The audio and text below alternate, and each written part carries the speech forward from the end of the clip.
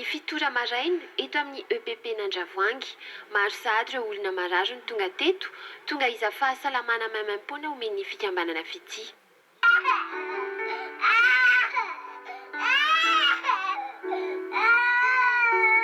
Tsy nisy ny sivana napetraka fa izay tonga rehetra teto dia nahazo izay fitsaboana izay avokoa, na mponina ety, na mpivarotra, na mpiatsena, eny fa hatramin'ny mpandalo.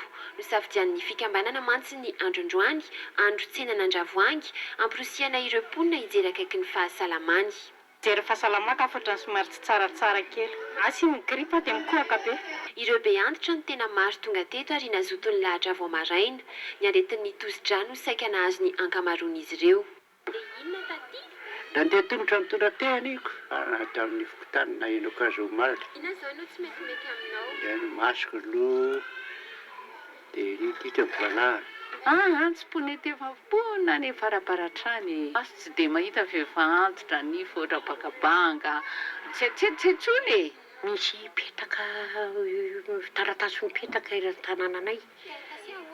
Hoe ny Association FITIA no fitsaboana maimaim-poana ao amin'ny akady fotsy. Jiry tension fa ny tension tsy mety mihitsy fa miakatra. Maro ihany koa anefa ireo ankizy no nentin'ny ray aman-dreniny teto ary maro karazana ny aretina hita tamin'izany. Naka fanafodiny ity zazakely ty sirop dia sérum atao amin'ny orona sady nahazo vitamine zao sara. Izy zany mikohakohaka izy zany dia avy eo sepotra be izy tsenjona be tao an-tsatrany tao. Ireo tsy azo ny tsaboana teto moa dia natolotra manam-pahaizana manokana.